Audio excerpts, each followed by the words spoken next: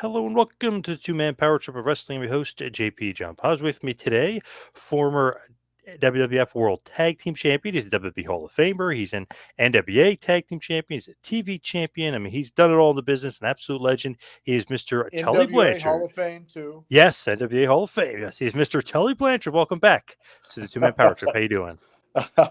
I am doing great. Merry Christmas to everybody 3 days ago. And hope everybody is getting ready for a very happy new year. Yes, definitely. And of course, this is the 8th anniversary of the show. Somehow been doing this for 8 years now. You've been Wow. one of the best guests, so I had to bring you back. One of my favorites, so I had to bring you back for the 8th anniversary. Time flies. It is crazy that it's been 8 years. Congratulations on 8 years. Thank you. You probably won't remember this, or maybe you will. About 5 years ago, you took me out to Top Golf, and we played some Top Golf with your son-in-law. It was fun. Oh, wow. In Charlotte. Yes. Fun, fun, fun. Yeah, it was good stuff. You're a pretty good golfer. I know you mentioned you were golfing before. You're a pretty damn good golfer. Well, I can be good some days and I can be pretty stinky some days. I got you. So what's going on in your world, though? What have you been up to? Just working. Just working. We've got events coming up at the Bear County Jail. We got events. Uh, I just work at the church at Cornerstone Church, and the director of jail and prison ministry. And then I'm also the pastor for the what we call prime singles, which is 50 to 65-year-olds. And that I was asked to do that last year. So I've been doing it for 1 year. And all things are growing, all things are getting bigger. And things that are growing and getting bigger are usually being successful. Yeah, absolutely. So what about Just like wrestling your wise? show, 8 years. Yeah. Yeah. When you started, how many people viewed your first podcast to how many people are watching your podcast now? Yeah, it's true. Probably times 1,000 when it when it first started, or times 5,000 or whatever since for when it first started. Yeah, absolutely. Very true. So that's exciting. Yes, definitely. So what have you been up to wrestling wise? Anything going on in the wrestling world? Well, I'm no longer with AEW or Ring of Honor or any subsidiaries thereof. That sounded pretty legal, didn't Yeah, very. it? And so I would imagine that my wrestling career is probably over, other than doing autograph shows and things like we did in Nashville, although I don't know how many retirement matches, last matches Flair can have. So What'd you think about that? What'd you think about Flair's last match? I didn't see it and wasn't there. Ah, damn! I would have thought you would have been there for. I know you were there that weekend, but I was surprised you weren't at the show itself. Well, the show was on Sunday, Hmm. and I have to be at my day job, Right. Okay. Makes sense. the one that pays all my bills. Yes. Gotcha. I gotcha. So what did you think about just him doing it? I mean, 73 years old. Obviously, he's way past his prime. But what do you think about Flair actually wrestling?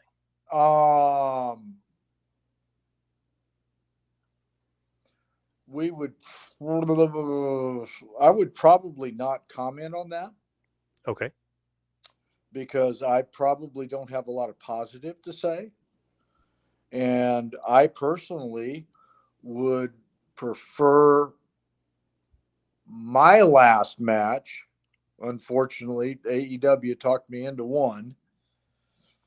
Um, but before that, most most of my matches, I think I only wrestled like maybe 6 or 7 times after my full time career, and um, people's memories are of me or me and Arn or me and the Horsemen from back in those days when I could actually do it. And I can't do it anymore. I couldn't do it. I was asked to do a last match with Ricky Steamboat. And I'm not going to embarrass myself and go out there and not be able to do what I used to do. Just watch the videos. Plus, you don't want to get hurt either, right? I mean, you don't want to get Oh, hurt out God. there. I hurt bad enough now already doing it. But you're in pretty good shape, though. Well, I work out hard 5-6 days a week. And but mostly that is just to be able to get up out of bed. And I watched a couple of matches with maybe 4 or 5 months ago. I watched a match with Arn and I against the Rockers, Madison Square Gardens. Awesome. Oh my gosh! You guys were the best. And that, but I mean, my mouth dropped open that I actually got up and down that many times in one match. And it was like that every night. You and Arn were bumping machines, yeah, and selling machines, yeah. And so no wonder at 68 years old, my friggin' hips hurt and my knees hurt and my back hurts and my shoulder hurts. And I am fortunate to be able to shoot in the 80s on the golf course. Pretty good. Very good, actually. So you mentioned not being with AEW Ring of Honor. Is that just the contract is up? You're just done. Like the contract's over and you moved on. No,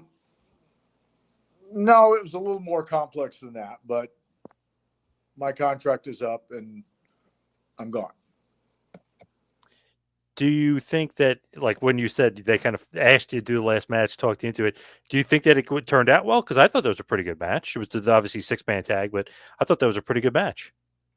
With Was it Jungle Boy, Marco Stunt? Yeah. Jungle Boy and Marco took the absolute greatest slingshot suplex of anybody alive. Anytime. Yeah. It was awesome, and it made me look better than I am, and everything else was good, and we got through it, and I didn't need to do that anymore. Pretty cool, though. FTR, who obviously loves you guys, got to team with you. I mean, that's pretty cool. FTR is FTR, and they are doing well and making lots of money, and God bless them. They obviously pattern a lot of stuff off of you guys. You could just tell they pattern, which is great. A little bit of an homage to Arn and yourself. Well, it is. I would like to say that you really can't duplicate what Arn and I did,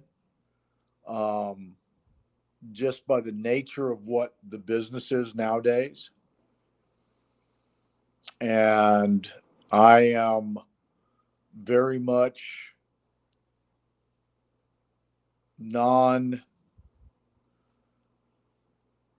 I never went to the ring and knew what I was going to do. And that's why I could respond to the audience. That's why Arn could respond to the audience. And we did it in such a manner that we flowed. And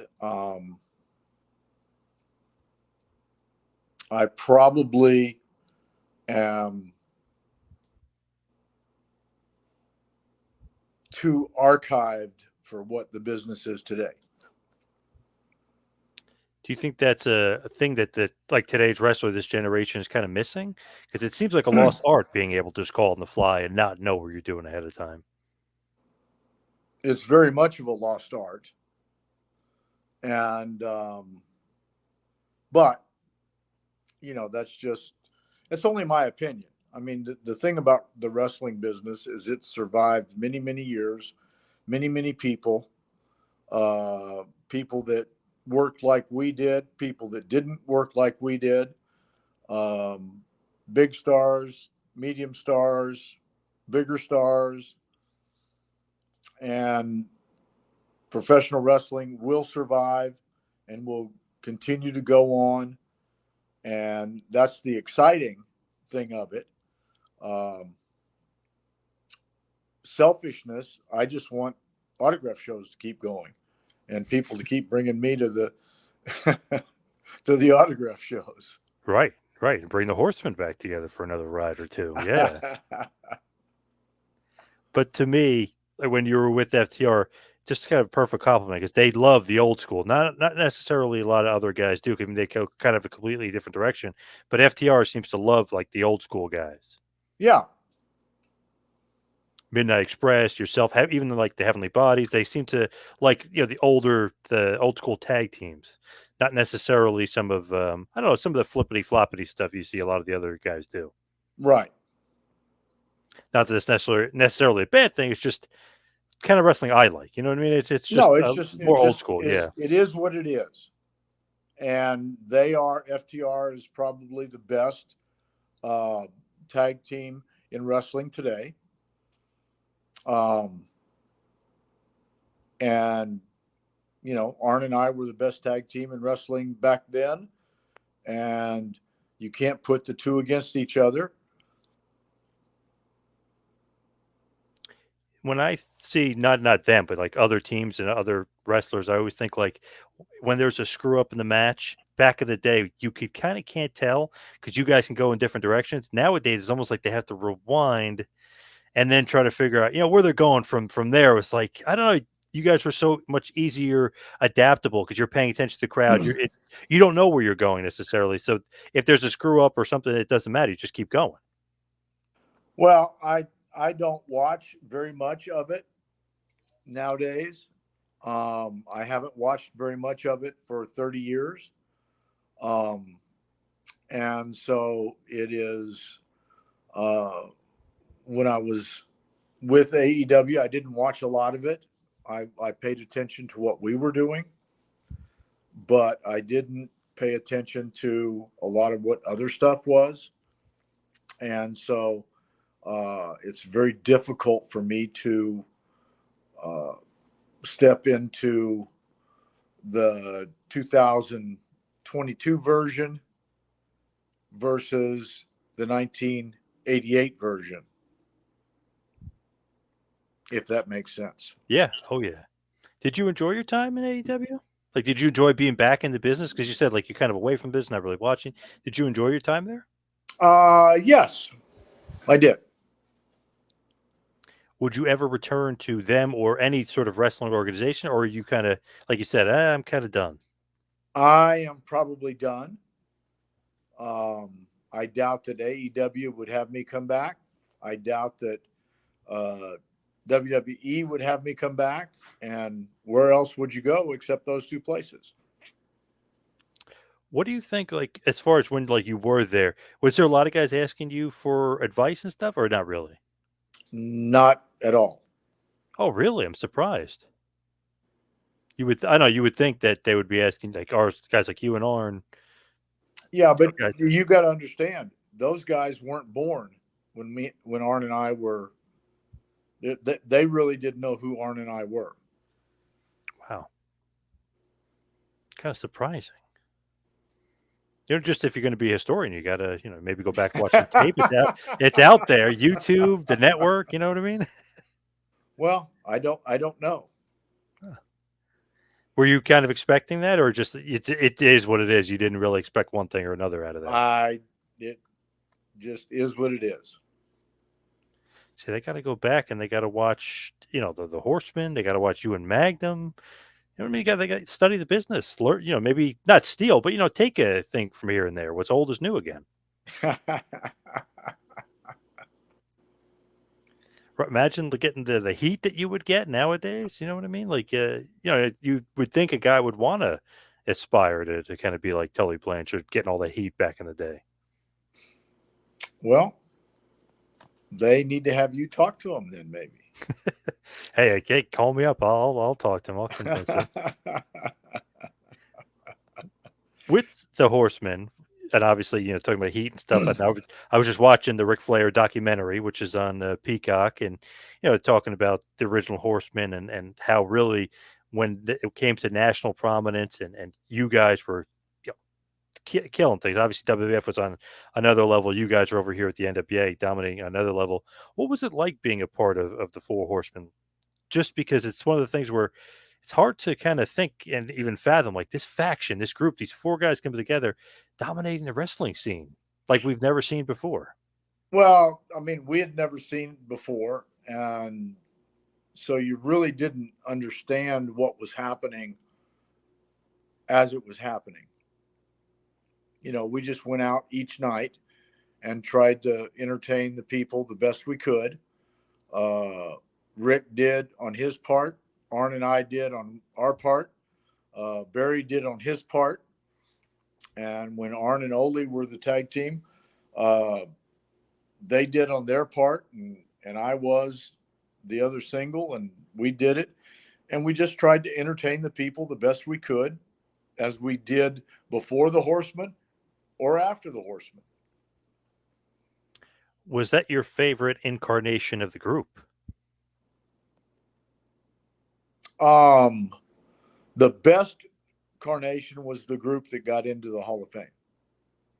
With Barry? Yes. But When you have the most talent in your group, you can do more things. And Barry was hands down as good as anybody that's ever put on boots in this business. Flair was one of the greatest, if not the greatest, world champion. And Arn and I were whatever wrestling fans from that era would talk about me and Arn. But we were all together, and it was the best group, and it was the right group to take to the Hall of Fame. It's definitely the greatest, like, four workers as far as wrestlers put together for sure. That's your favorite too, or not necessarily your favorite, it's just the best? Oh no, it was the best and my favorite. I mean, it was great to be part of the group. Period. And we just when you wrestle every night, someplace, you don't have time to think about what you're doing. You just jump on an airplane, go somewhere else, and hit replay. How is Barry doing? Have you checked in? I know he had a big health scare recently. Yes, he was. He's doing much better. I have texted with him back and forth a couple of weeks ago until he was out of the hospital, and he's doing much better, and hope to see him in the near future. One of the best. Definitely one of the best. And you think about it, you take Ole and you move Luger out of the Horseman, you put him in, and the group gets better. It's pretty amazing just to Oh, think about Barry. absolutely. And can't forget your buddy JJ either. Important, integral part of the group. Can't forget Oh, JJ. absolutely. James J. Dillon. Yes, your boy. Yeah. Little Tully Blanchard Enterprises, little JJ Dillon. Yeah. There you go. Yeah. So when you just look back at your career in general, what would you say is like the legacy of Tully Blanchard when you look back? Don't really know. I mean, it's difficult to take away the Horseman aspect, but there were huge successes before that. When I went to work for Crockett the second time in 1984, and their business wasn't doing very well, and Wahoo and I wrestled Flair and Mulligan in a bull rope strap match that turned the company around and turned the business around, and it was pretty remarkable. And then a couple of years later, you've got the Horsemen thing that just got put together and exploded. And the Horsemen, you and Baby Doll, your feud with Magnum TA, your feud with Dusty, so many memorable moments in your career. Then you go to the WWF as the Brainbusters, you win the tag titles. Like you mentioned, great matches with the Rockers. Just a great career you had, and of course, like I said before, you're a heat magnet. You were one of the best heels in the business, no doubt about it. I think people liked Flair. They definitely didn't like you. You know what I mean? Like there was some hatred there from those fans. They weren't supposed to like me. Exactly. Yeah. Flair was such a likable guy. Yeah, for sure. Yeah, yes. You're almost like either jealous of him or like, oh man, you kind of want to be this guy. You know what I mean? He was one of those guys. You were like, oh man, I hope Magnum gets this guy. I hope Dusty gets this guy. Yeah, but it worked. It worked. That's where you're supposed to be. It worked. Absolutely. So, as far as anything like appearances, do you want to put any social media out there where people can reach out I to you? Or actually am not signed up for any. I know that there's been some negotiations about the WrestleMania weekend in Los Angeles, about going out there with my daughter Tessa. But anything other than that is kind of how the next year starts, and we'll see what people can do. I hope that I get out there a few weekends, but